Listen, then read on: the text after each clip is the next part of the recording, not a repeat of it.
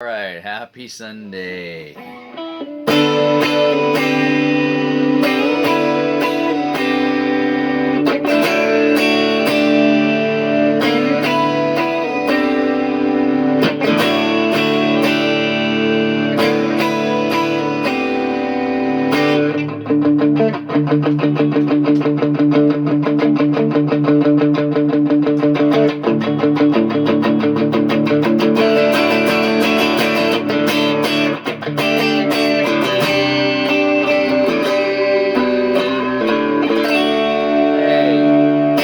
Hey, happy Sunday, everybody. Cheers. Happy Telly Sunday. Telly Tuesday, isn't it? No, something like that. Double Neck Friday, Telly Tuesday, Gibbs Sunday, Straturday. There we go. There's all our days of the week, sort of. Somebody did a Monday and a Wednesday. I don't know. I don't know. I used to post on all those days at one point in time. Now I just stick to my Double Neck Friday. Yes. Anyways, happy Sunday out there, everybody. How's everybody doing? Cheers to making it through the Ides of May. Halfway through May, and we're still rocking. The weather's sort of getting better. Sort of. It's still cold in the morning, but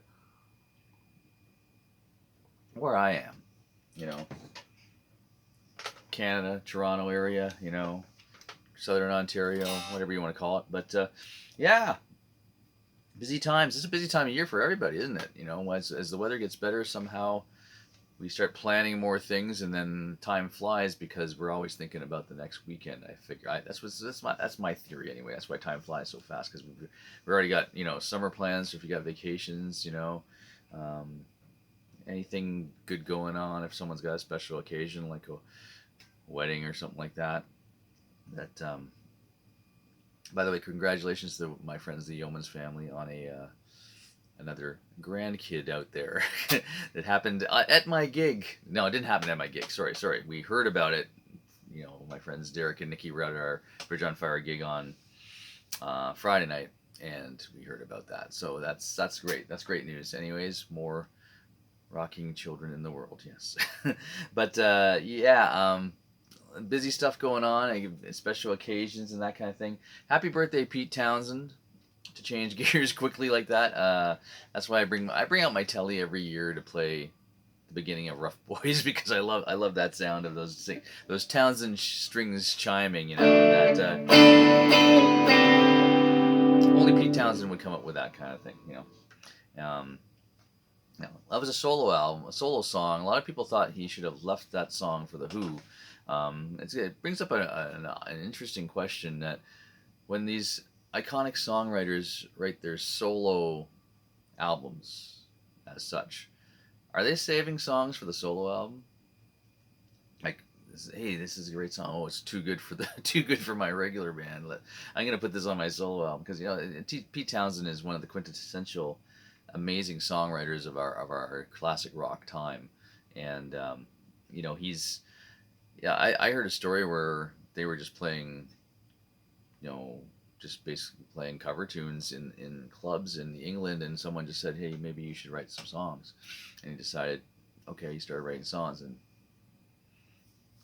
there you have it. Now he ends up writing rock operas and stuff like that, and just some incredible songs of our lives. The Who was an interesting band, because they were kind of at the same time as the Stones and the Beatles, but never revered. I mean, even they're huge. The Who's a huge band, but they weren't mega on the sales of the Beatles, or on the popularity of the Stones, or the longevity of the Stones, where the tours are huge, and stadium wise, I don't know if the Who can go out and do stadiums anymore. Well,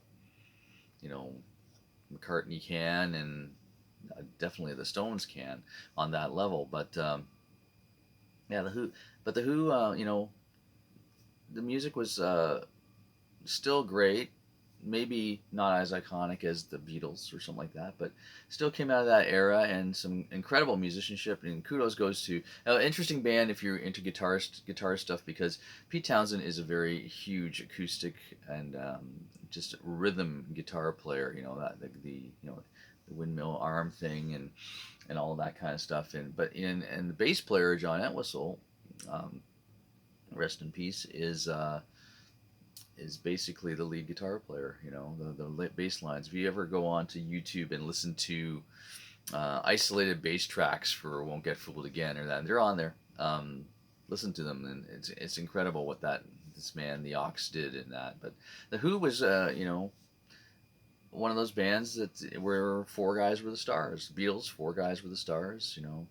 Stones, maybe four guys were the stars. I don't know. But we all knew their names. We all knew their names. We don't know everyone's names in every band nowadays, but we all knew their names, and everybody had an individual personality in the Who. The blonde rock star lead singer spinning his mic stand and mic in the air, or mic cable in the year, and Pete Townsend, the guitar hero kind of guy who wrote all the songs, and the presence of what he did. John Entwistle, the guy who just stood there arrogantly playing incredible bass lines, and then Keith Moon, who was just an animal on drums. But cheers to Pete Townsend, who's still out there, battling a lot of hearing loss. I hear from touring and that. I think the Who will still probably do gigs. Who knows? To pun. Nah, that wasn't a very good joke. Anyhow, will we ever have rock heroes like Pete Townsend, Jimmy Page, Robert Plant, John Entwistle, Mick Jagger? Will anybody coming out today be that type of hero? It's a really good question. We don't cultivate the music like we used to. A band comes out, we are waiting for the album. And we hear the album, we hear the singles on the radio, and then we heard all the back catalog, and liking a band and going and buying the back catalog. Do we do that anymore? I think some kids are doing it. Listening to the whole back catalog of a band. Will we do that with newer artists? I don't know. It's going to be a new era that we'll let to see. But I think our classic rock stuff like Beethoven and Bach and Mozart will be around for hundreds and hundreds and hundreds of thousands of years. That's my opinion, anyways. But will we have heroes like Pete Townsend ever again? I don't know. Make sure we honor those people by going out and go out and see them. Hopefully they're still doing okay. And that there's some guys in the hair metal vein that maybe should retire and just maybe do the occasional Vegas gig if you want to, or whatever. But yeah, anyways, let me talk about this guitar for a second here, because it's supposed to be a guitar show. Anyhow, this is a Fender Telecaster, obviously, that I've had for a long time. It's about a 93, I think. 93, and it's one of the sought after Japanese made Telecasters. Yes, the Japanese made Telecasters are apparently collectible because of the plant that they made. Fender made in around those 90s. There was a really great plant, and what was coming out of Japan was just amazing at the time. It was kind of if you can't beat them, join them kind of thing for Fender, where Japan had been making copies of Fender guitars and Gibson guitars for years, and some amazing copies. If you ever play guitars by companies called Greco, Bernie, Fernandez, and then Tokai, a big one is Tokai. Those guitars arguably are better than a lot of Fenders and a lot of Gibsons too. There's a company called L. Degas that was one of the companies. Strictly a Canadian distribution thing, because you don't really see L. Degas guitars much anywhere else. There are some in the U.S., but it was a big Canada thing. I remember going to Rutledge Music in Square One. If you can remember that one, Rutledge Music. It was the only music store I ever knew of, and you went into Rutledge Music, and they had guitars that looked like the entire Gibson and Fender line. P basses, Strats, Tellys, Les Pauls, SGs, but they're all L. Degas guitars, and you played these guitars. You thought, wow, they're not Gibsons, because in the suburbs we never got any Gibsons or Fenders for a long time. You had to go downtown Toronto to see those, and you'd play these guitars, and they're really good. But now looking back, those L. Degas Les Pauls, a couple friends of mine had some. They're incredibly great guitars, and when I played a Gibson, it was like nothing's blowing me away here that other guitar It didn't. So those Japanese copies were great. So getting back to this guy here, this is a Japanese copy of a 56, I believe. They didn't have many sunburst tellies, but they sprayed a couple. They sprayed a bunch of them. Obviously not a couple, but that to look like the Strats, like to match the sunburst Strat of the time, which was the more popular Buddy Holly type guitar or whatever. And the blonde telly, the blackguard as we call them, was the more popular style or color of the telly. But to make a long story short, my video is getting long again. I've told this story many times on here. One time I was making a video down here, and my kids were younger. I told the story 3 times, and they were kind of being sarcastic and telling the story at the kitchen table. Yeah, this Telecaster I bought, and it was kind of funny. But anyways, here's the story again. I wanted a blue flower telly at one point in my life, a blue flower telly. They're easy to get now, but at the time it was kind of hard to get. And I looked around, and there was one. I went to a store way out of town. I saw it there, and then when you think you want to buy something and you go back and it's gone. That happened to me. It was gone. So then I went on this quest of trying to find a blue flower telly, and then I found this little store in Mississauga, kind of hiding from the world.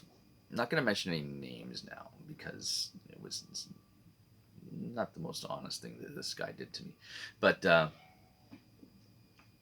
I went in there and I said, "Hey, any blue flower tellies kicking around anywhere? Can you find one?" He goes, "Well," and he said to me, "Well, Fender still makes it." And I said, "Yeah, I know." He says, "Well, I can order anything you want from Fender, and I can get it for you. The only thing I ask of you is you have to pay for it up front so I can buy it and go." And I'd saved the cash for this guitar. At the time, in the I can't remember, was it early 90s? Probably about an $800 guitar. So I had $800 cash, and I said, "Okay, buddy, I came back and thought about it and came back. I always do the thought about it, 24-hour rule. It's a good rule for everything, actually. Thought about it, and for 24 hours went back and said, "Okay, order me my blue flower telly. Here's my $800. I need a receipt." He gave me a receipt, blah, blah, blah. Time goes by. A couple months. Fair, right? Give him a couple months. A couple months goes by. No, it's not in yet. It's ordered though. It's ordered. Whatever. Thank you. Blah blah. 6 months goes by. Nothing. Year goes by. Am I an idiot or what? Year goes by. Nothing. Okay. So, buddy, Darren walks in, being a tough young guy at the time. Had really long hair back then. So, buddy, and I thought about what I was going to say to the guy, because I was still trying to be nice and that. And remember, he has my money, and I said, "Hey, I trusted you with my money, and he goes, 'Oh yeah, I understand." And so here's my proposition for you. You got a lot of guitars on your walls here. Give me a guitar of similar value, and I will when the blue flower telly comes in, we'll do a switch. Fair enough. That telly right there. I want that telly because it looked brand new. I thought it was brand new. Apparently it wasn't brand new, but it looked brand new, and it's still in pretty good damn condition because I don't play this guitar a ton. So I went on my merry way and never heard from the guy again. Eventually the store closed. Luckily I did that deal, or I would have got nothing for my $800. He gave me a hard shell case with it too, which is worth $100 or whatever. So I think I won because this is an amazing guitar. I'll never give it back, even if he comes to me now and sees this video and say, "Hey, I got your blue flower telly." No, I don't think so. It wasn't brand new. If you take this pick guard off, someone had carved the country single coil hole in here, and the wiring was completely different because my guy looked at it and goes, "Oh God, this needs to be fixed up now." Now it's all cleaned up. I got treble bleed circuit and everything on here. Anyways, that's my telly story. Anybody else have any interesting guitar stories of where people almost took them for money? Anyways, videos are getting longer. I'm at 220, 221 or something like that. Thank you so much for watching. Love you guys. Bridge on Fire. We'll be playing the rock pile with Dad Sabbath. Dad Sabbath. Interesting name. and Zeppology on June 1st. That is our next Bridge on Fire gig, June 1st at the Rock Pile in the West End of Toronto. Looking forward to it. Come out and see us. We need to build a following so we can move out of Southern Ontario and start playing some Toronto gigs. That's what we'd like to do. Anyhow, Jacob, we have a gig coming up. I have secret projects going on. My whole work area here is in disarray of pedal boards, combo amps, just a pile of wires and cables from gigs I'm doing, and auditioning, and not auditioning, but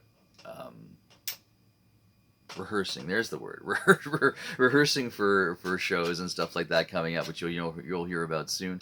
And lots of stuff going on musically, and it's lots of fun, and it's busy, and it's tiring, and I gotta go take a nap. Take it easy. Have a great one. Bye bye.